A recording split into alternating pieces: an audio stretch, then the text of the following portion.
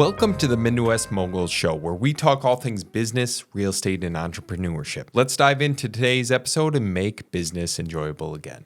Welcome back to the Midwest Mogul Show. This is Carter, and I'm bringing you another solo episode here today. But we are going to be talking about building relationships with other local service providers, realtors, business relationships, contractors, whatever the scenario might be, how to best do that in my personal opinion. So again, bringing you another solo episode here today. I got some Gatorade bottles here on the table. Let's get those on the way just so it doesn't look like crap here in the video. If you guys are watching the YouTube version, make sure to like and subscribe as always. But let's talk relationships. And I'm going to specifically bring up real estate agent relationships when it comes to real estate investors. So most real estate investors and agents, for some reason, do not get along. I don't specifically understand why this is, because you can both work simultaneously, help one another out, and add value to each other's business, if I'm talking in specifics. So I'll give you an example really quick. So probably, and for some reason I don't do this anymore, probably 12 months ago, I'll say, I started sending emails out to real estate agents. I kind of mass emailed our entire MLS system of real estate agents.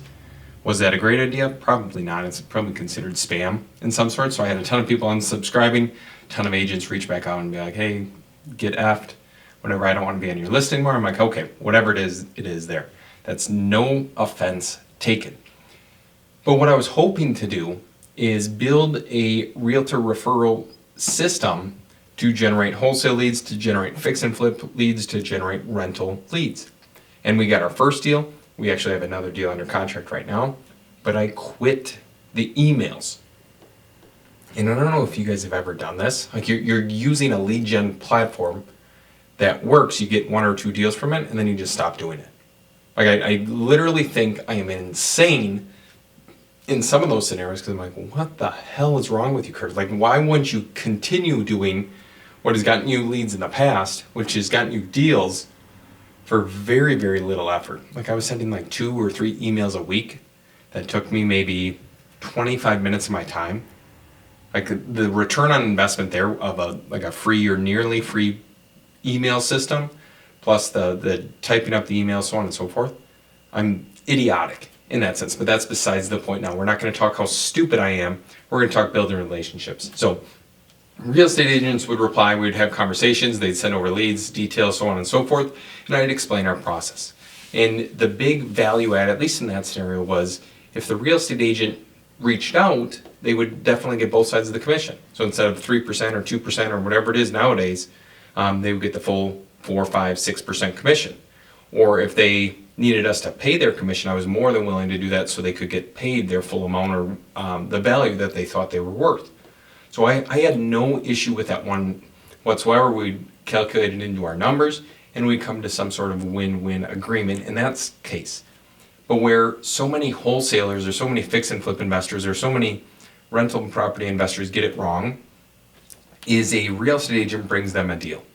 And instead of being like thankful and appreciative, they go tour the house and they start like devouring the house. Or degrading the house, probably not devouring, they're not eating the house, but they start degrading the house one after another, after another, after another, in regards to their comments. And what I've seen happen, and what most investors do, this is similar to the last podcast I just dropped, of investors for some reason just do not know how to communicate properly. And when it comes to real estate agents, they are trying to bring you a deal. Everyone can see, like for clarification purposes, you're most likely not telling them something that they don't already know.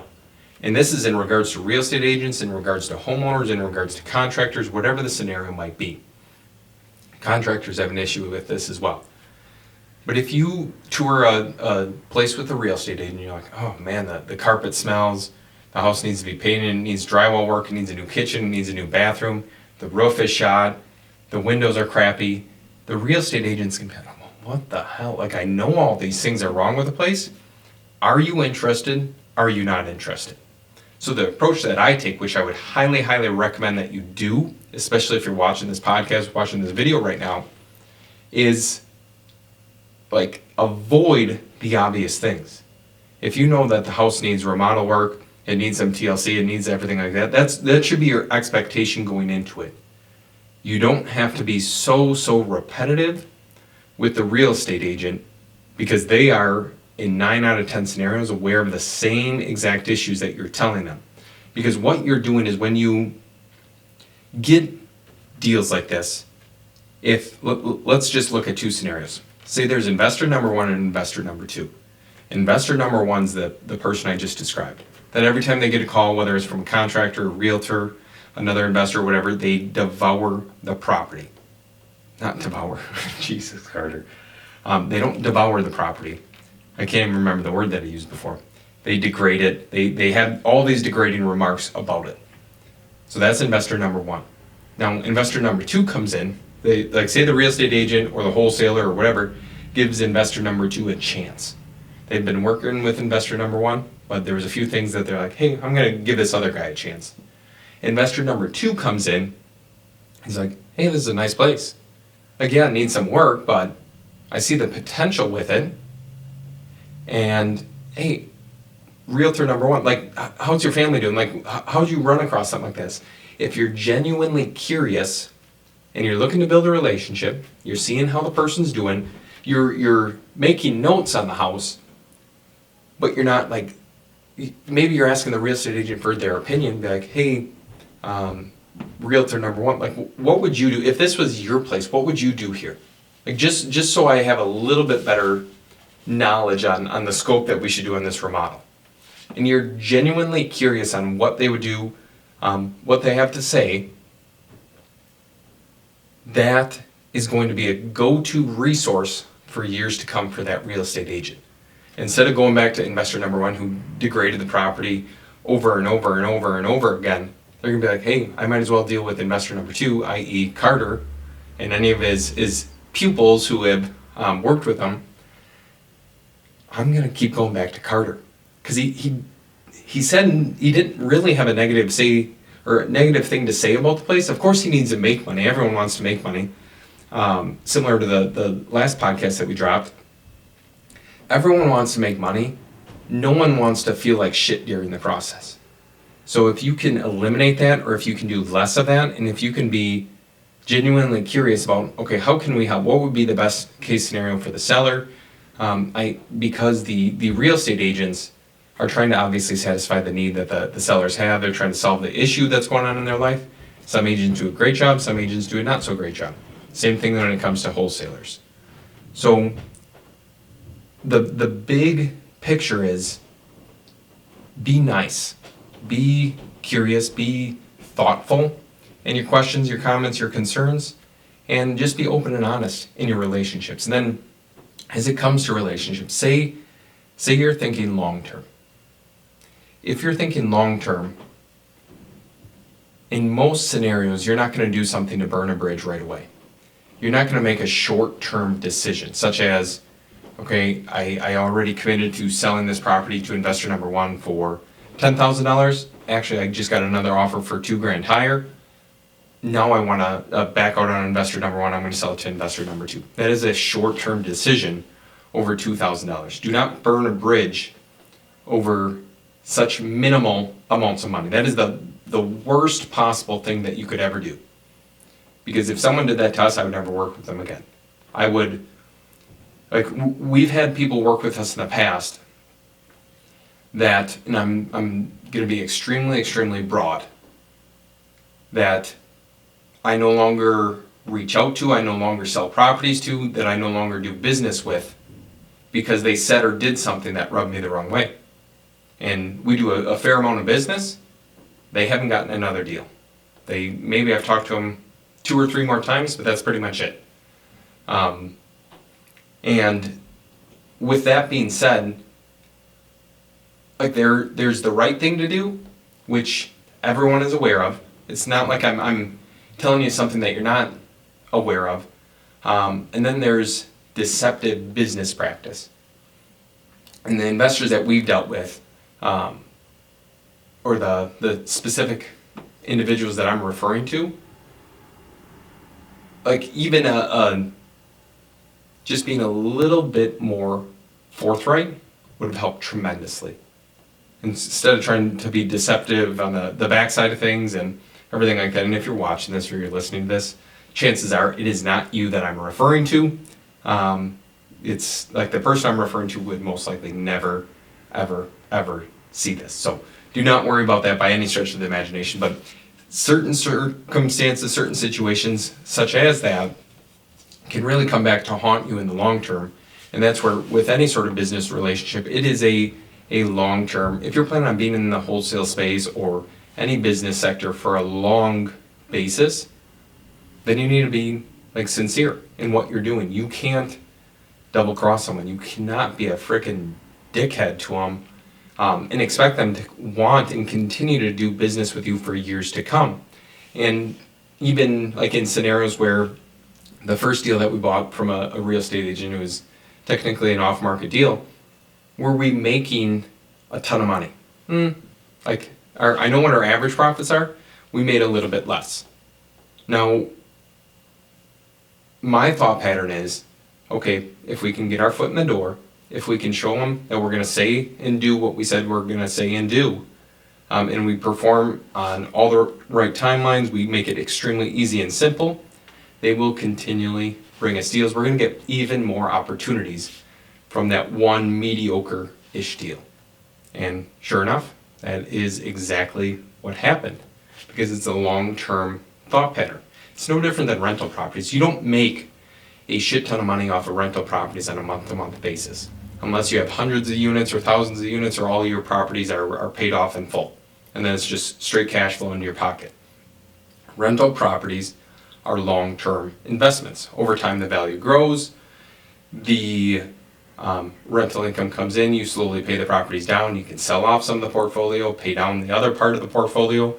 And over the course of 10, 15, 20 years, you will have a nest egg of cash flow that is absolutely incredible. So it is a long-term gain. It's a long-term outlook.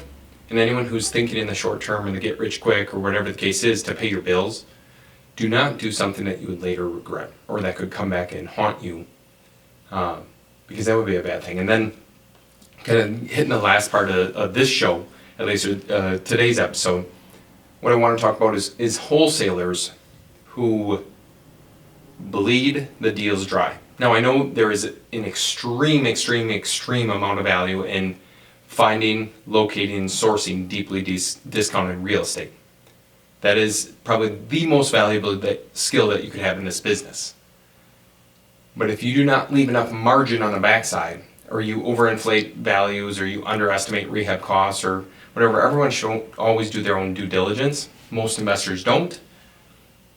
But if you start doing that and you get a reputation for that, it is not a great thing. And maybe like each investor can run their own numbers, but what I would hate to do and why we run things so conservatively is because we've lost money on deals, if I'm being completely honest. Not every deal is perfect. We haven't lost money in quite some time, so I'm very, very excited about that, knock on wood.